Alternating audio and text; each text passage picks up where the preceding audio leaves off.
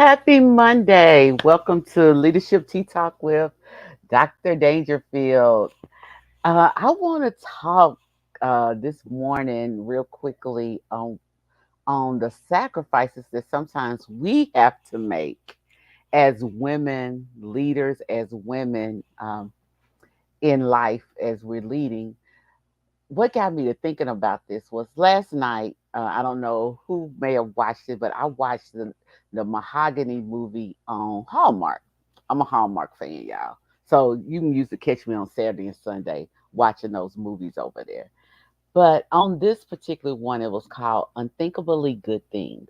And it was about three women who were friends. And it was almost like a eat, pray, love kind of movie where you think about how women they are on this journey of finding themselves, finding their true identity and what makes them happy in life. But as always, we as women of color, we tend to be those women that are doing life. We're doing things. So we are leaders in our life. So one, she was a college professor who had taken some time to go to Italy to teach a class. And while she was there, she had fallen in love, and life was just so much easier for her than being here in the United States. And her two friends came to visit, and one she owned a restaurant, and the other was retired military, and she was finding herself. But in the movie, as I'm watching things, sometimes things come up, and I was texting back and forth with a friend during the movie, and there were certain things that showed up. But something that I asked the question is, as women of color, why do we always have to choose? Why do we always have to choose between being truly happy and doing what we would love to do and our career, or sometimes it seems like it's either career and no romantic relationship. Or if we choose the romantic relationship, it has some bearing on our career. We have to think about, am I going to have a family? I have to think about my health. Why is it that we always seem to have to make a choice?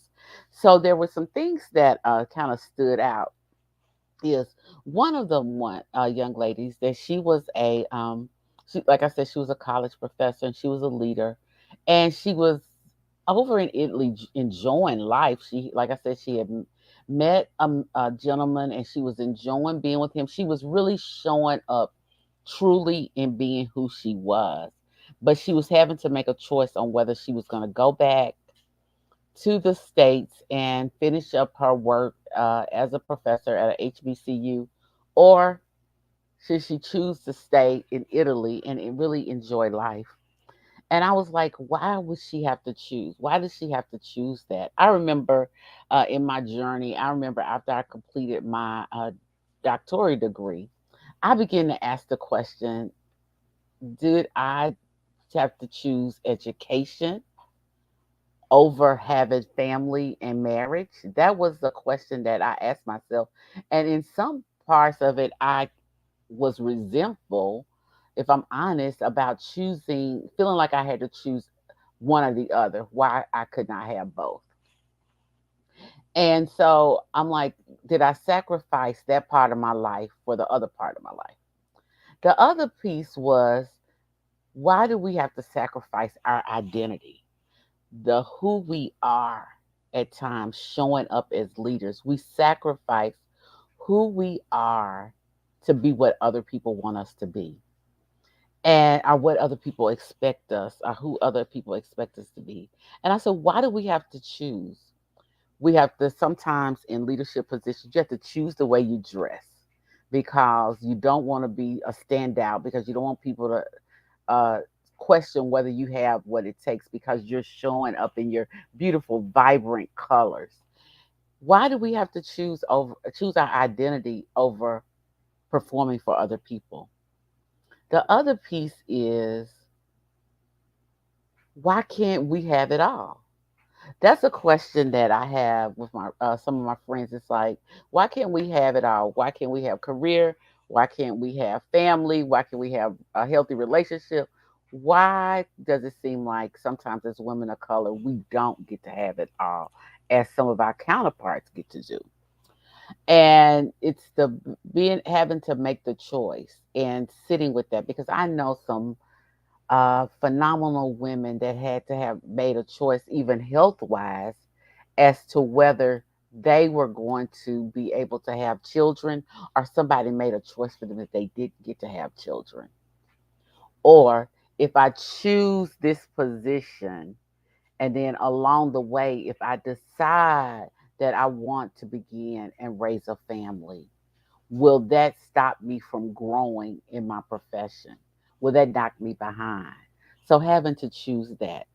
If I choose to work on my marriage, does that mean I can't go to school or I can't do my job?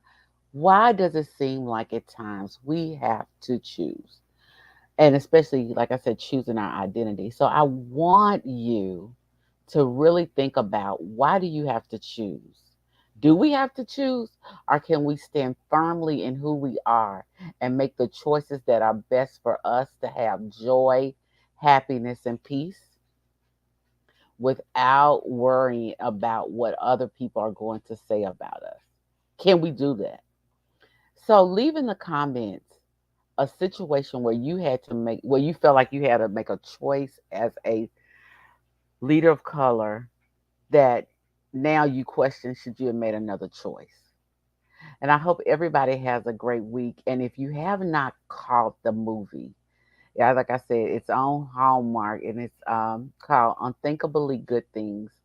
It's a really good movie. It was refreshing to see a predominantly cast of people of color showing up in their fabulousness, the beauty of the clothes, seeing the countryside of Italy. And the other question I want you to ask is, if you could go somewhere in the whole wide world and stay for a month, where is that place? Where would you go? Talk to you later. I hope you have a great day. And remember, you are the tea that needs to be steeped. Talk to you later. Bye bye.